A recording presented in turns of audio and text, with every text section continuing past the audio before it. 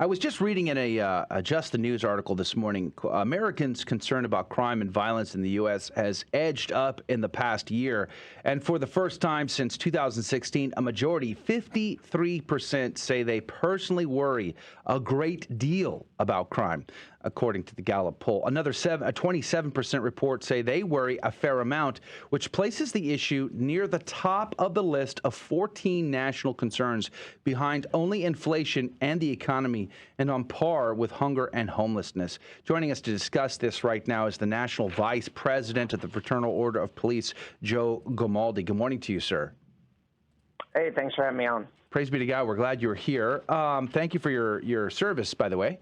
Let me ask you, I think a lot of people are growing greatly in concern, but one of the things that I am interested to know from your perspective is, I wonder how much media manipulation there is, because I got to tell you, I see all of these crazy videos of crime, either theft at stores or people tearing people out of cars and then beating them, or just random acts of violence. Are we headed towards Gotham City? What say you, Joe Gamaldi? Well, I will say this. Normally I would say the media is just, ginning things up and making a bigger deal out of crime, but the statistics back it up. So although you're seeing it every single day on the news, and whether it's, them loading up trash bags full of, products at Walgreens or looting a Louis Vuitton store, the reality is that America is an infinitely more dangerous place than it was just a few years ago. Wow. And let me just give you a little bit of statistics on this. Last year, we had 16 American cities experience their highest murder rate in their recorded history. Philadelphia, Indianapolis, Albuquerque, Austin, Portland, just to name a few, had more murders last year than they'd ever seen in their entire history. As a nation, 2021 was the highest murder rate we'd seen in 25 years. Wow. Now that's just what we're seeing in our communities. What's happening to our police officers? We had 346 police officers shot last year. That is a record number since we started tracking this data about 7 years ago.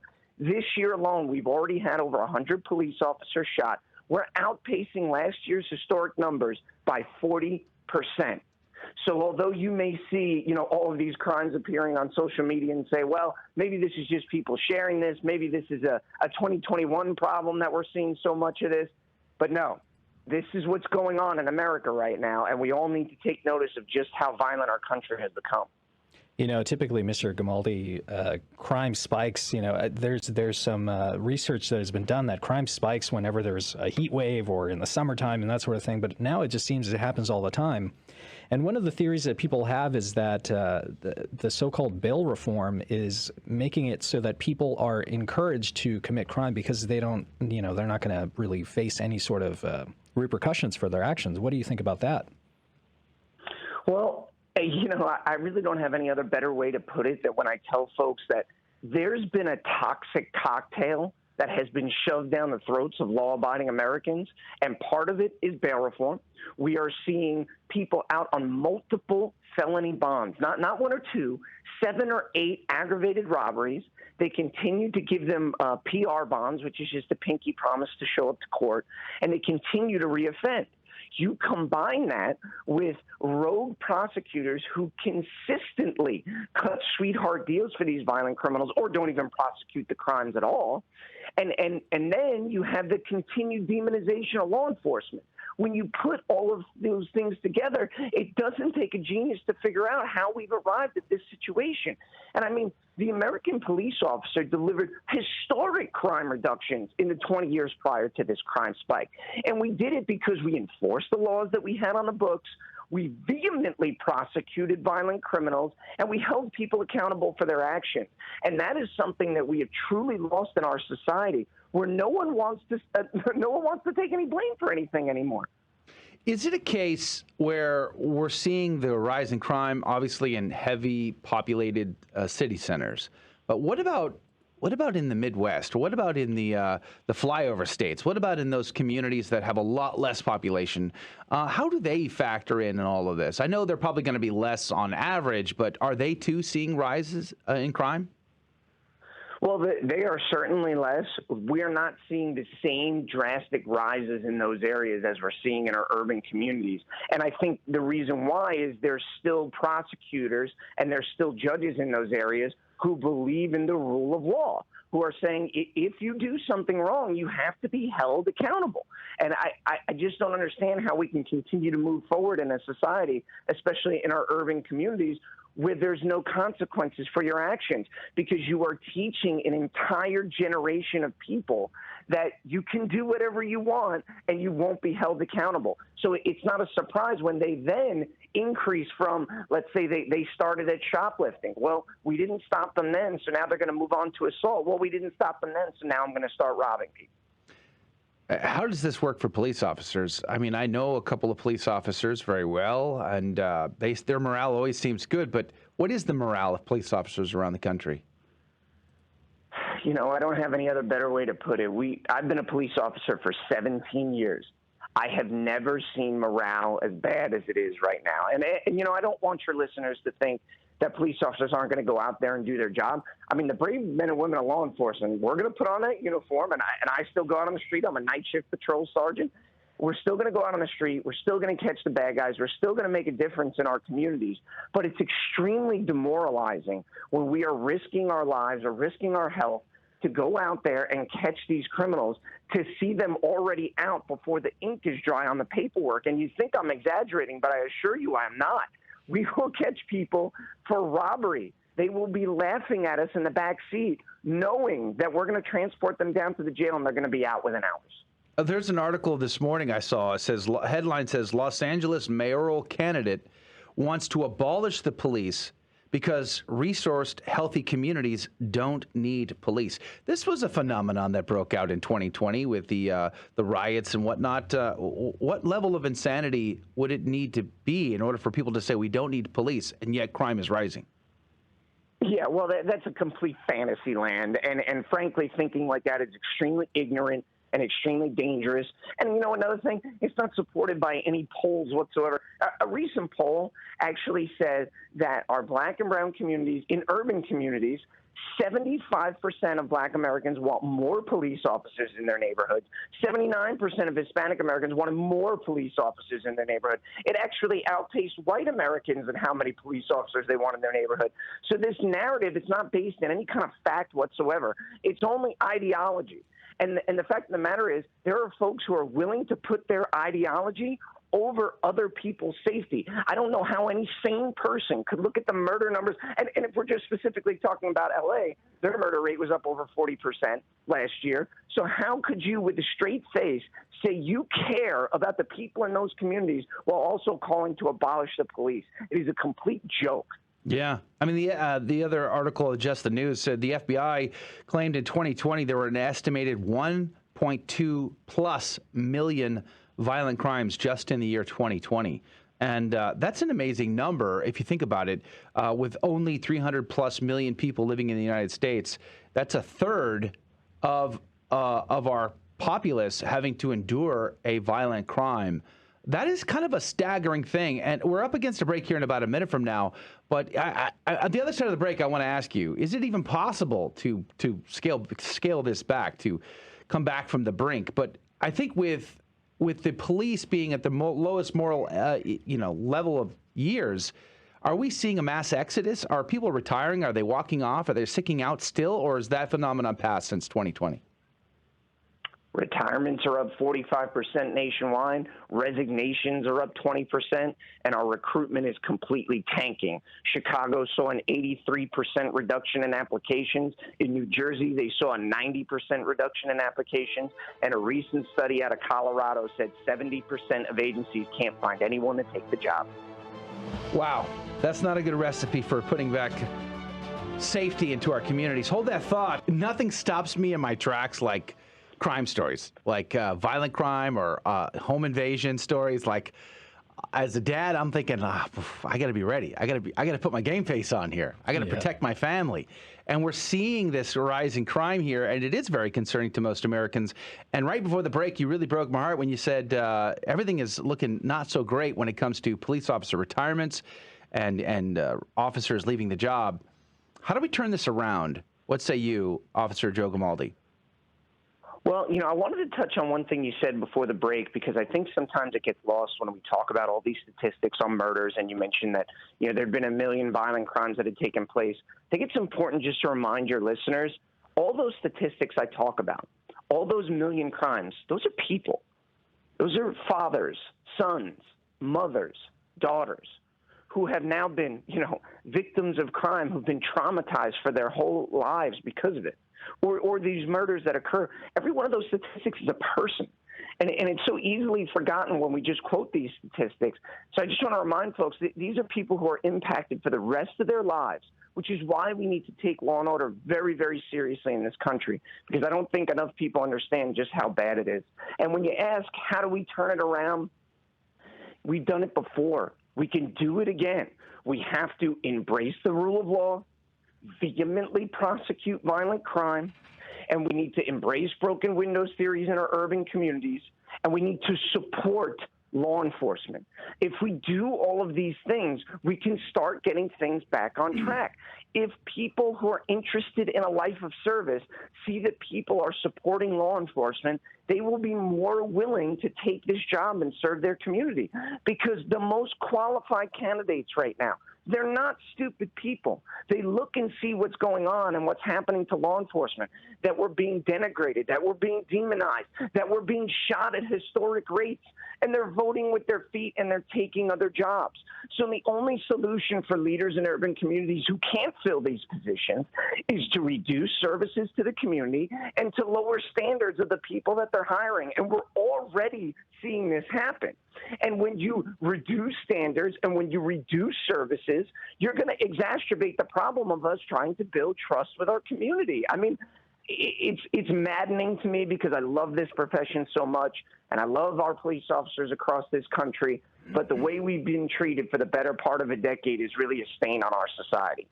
Let me play devil's advocate just 1 second, because I think it's fair, and it would be good to get your response to this. There are many people in our country today that would say, but Officer Gamaldi, so many police officers have done bad things. They have been abusive. They have overstepped their authority. They have overstepped their bounds. Bad things have happened. Violence from police officers. How would you respond to that? You know what I would say is that there is a very small percentage of the 800,000 police officers across this country that are a stain on this badge. We hate bad cops just more than you do, because they give us all a bad name. But there are bad people in every profession in this country. Every single profession that you look at. But the difference is, when someone messes up in another profession, it's not front page news. It's not a viral video. I mean, just to give you a perspective, there were over 250,000 people that died as a result of malpractice from doctors last year, but we don't start telling people that doctors are murderers and that you shouldn't go to a doctor's appointment. Of course not. But yet we get treated that way. Or if you see a story about a teacher who does something wrong to a student, do we tell people stop sending your kids to schools? Of course not.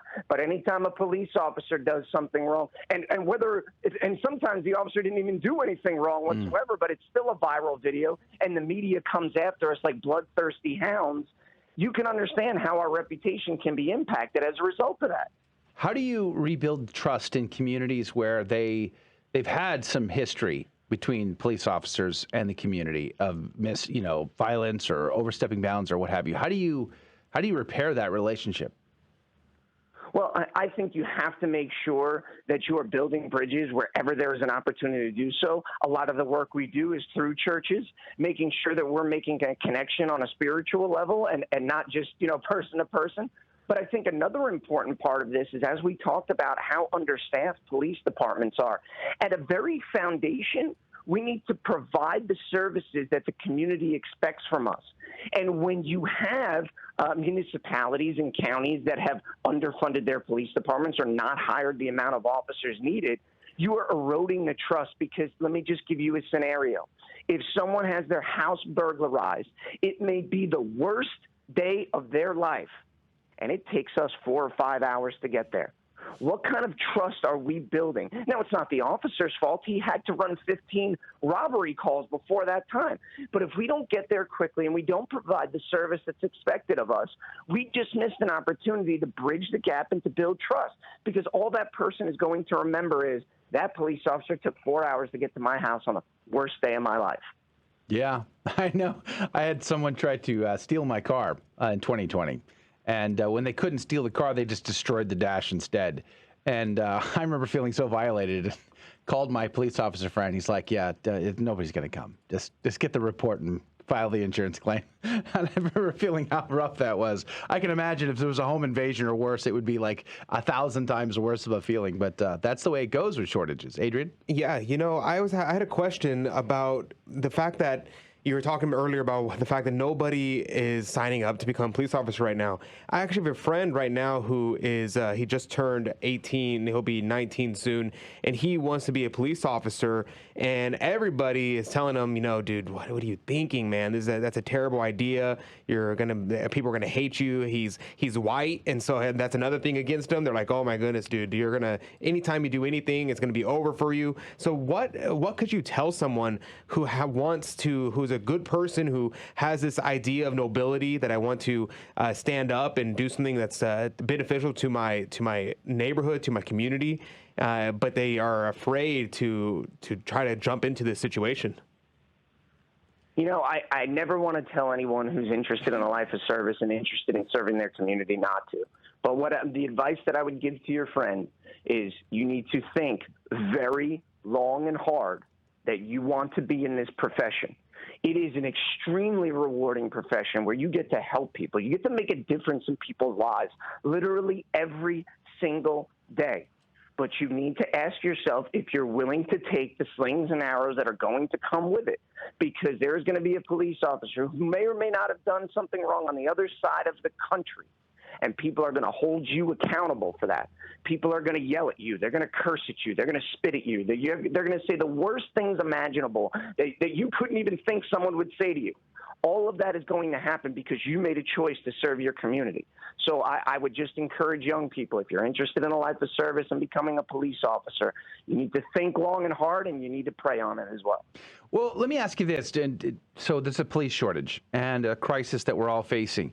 Is there a risk here of police departments, police academies lowering their bar and to increase the number? Because I've always felt that I see police officers in a similar vein that I see Catholic priests, for instance. And we all know we've had some issues with Catholic priest scandals in the last several decades. It's been a real problem. And part of that issue is in the seminaries, we've lowered the bar. We've let men in, had no business being in there, and they've wreaked havoc as a result.